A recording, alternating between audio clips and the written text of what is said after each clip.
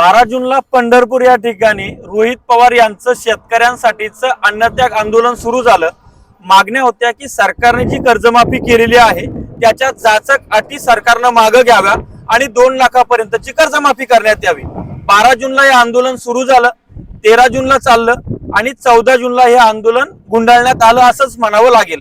कारण की या सरकारचे संकटमोचक आणि शेतकऱ्यांचे कर्दनकाळ असलेले गिरीश महाजन हे त्या ठिकाणी आले आणि रोहित पवार यांनी एक पत्र दिलं त्यांना। काय होतं तर ते मागण्यांचं पत्र होतं। कोणकोणत्या आमच्या मागण्या आहेत ते मागण्यांचं पत्र सरकारच्या मंत्र्याला देण्यात आलं आणि मग त्यांनी आम्ही 22 तारखेला बैठक लावू, त्या बैठकीमध्ये तुमच्या मागण्यांबद्दल विचार करू, मागण्या मान्य करू नाही।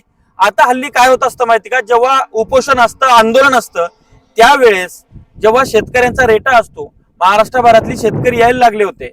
आम्ही सुद्धा पंढरपूरच्या दिशेनंच आहोत, सोलापूर हायवेवर सध्या उभा आहे। काल रात्री ती बातमी ऐकली आणि आम्ही इथंच मुक्काम केला। आता याच्यामध्ये मोठ्या प्रमाणात शेतकरी येणार होते।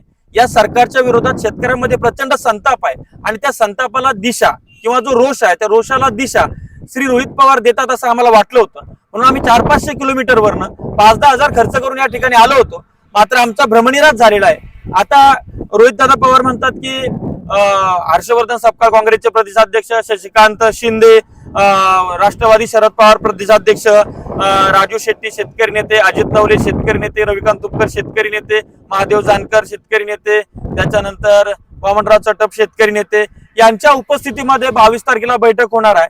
मला सांगा, जर या सरकारला या कर्जमाफीमध्ये जाचक अटी टाकायच्या नसत्या तर त्यांनी त्या आधीच टाकल्या नसत्या। त्यांनी कशाला कोणाला आंदोलन करून मग क्रेडिट दिलं असतं? नसतंच दिलं। त्याच्यामुळं ही जी कर्जमाफी आहे याच्यामध्ये हे गेंड्याचं कातडीचं सरकार कुठलाही बदल करणार नाहीये। फक्त एवढं झालं, शेतकऱ्याला परत एकदा आशेल लावलं गेलं आणि परत एकदा त्याच्या तोंडाला पानं पुसले गेले। शेतकऱ्यांचं कोणी नाहीये असं या माध्यमातून मला स्पष्ट दिसतं आहे। त्या ठिकाणी आपण मान्य करू शकतो की बा उपाशी राहणं काय सोपी गोष्ट नाहीये, परंतु मग तुम्ही एवढं सगळं केलंच होतं तर एखाद दिवस अजून दम मारायला पाहिजे होता। पण ठीक आहे, नाहीतर मग अन्नत्याग करायचाच नाही ना। आज एवढ्या शेतकऱ्यांच्या बेजारा झाल्या, त्यांना तुम्ही आशेला लावलं, पण पदरात काय पडलं? म्हणजे तुम्हाला लेखी तरी द्यायला पाहिजे होतं ना। श्री बच्चू कडू यांनी मोजरीला उपोषण केलं होतं, अमरावतीचे पालकमंत्री बावनकुळे आले आणि त्यांनी लेखी दिलं होतं की हे आम्ही समिती गठीत करतो आहोत। त्याच्यानंतर त्यांनी ती नागपूरला आंदोलन केलं। त्यानंतर तुम्ही जी फसवी म्हणताय, फसवी का होईना पण कर्जमाफी झाली ना त्याच्यामध्ये। तर या सगळ्या गोष्टी आहेत। महाराष्ट्रातल्या शेतकऱ्यांमध्ये प्रचंड रोष आहे, त्या रोषाला दिशा दिली गेली पाहिजे। त्याच्यामध्ये आम्ही फाटके शेतकऱ्याचे पुर आहोत, आम्ही कमी पडतोय आणि म्हणून ज्यांना घरात सुद्धा घालायला चपल लागतात असे लोक हे आंदोलन उभं करतात आणि हे आंदोलनाला आम्ही सपोर्ट करायला येतो, ती आमची चूक होते। आता रोहित पवार यांनी त्यांच्या पत्रकार परिषदेमध्ये काय म्हटलं प्रेसशी बोलताना की माझं आंदोलन आज आम्ही आता स्थगित करतो आहोत आणि उद्या रविकांत तुपकर बुलढाण्यात आंदोलनाला बसणार आहेत, तर त्यांच्यासोबत सुद्धा सरकारनं तातडीने चर्चा करावी आणि त्यांची सुद्धा मीटिंग आमच्या सोबतच घडून आणावी। म्हणजे तुम्ही शेतकऱ्यांना समजता काय? म्हणजे तुम्ही 4-2 लोक आणि तिथे तुमची ती बैठक, त्या बैठकीमध्ये काय घंटा मार्ग निघत नाही। अरे तुपकर आंदोलन करतायत, करू द्या ना त्यांना तिथं आंदोलन, आणि तुपकरांनी ते आंदोलन आता त्या सरकारच्या मागण्यानुसार मागे घेऊ नये, ते आंदोलन पेटू द्या। वाटल्यास ते आंदोलन अन्नत्याग नसावं, कारण की अन्नत्यागांना त्रास होतो, शरीर आपलं खायला लागतं आपल्यालाच। त्याच्यामुळे अन्नत्याग न करता आपण त्या ठिकाणी साखळी पद्धतीने बसू शकतो। मात्र शेतकऱ्यांचा जो रोष आहे त्या रोषाला दिशा देणं गरजेचे आहे।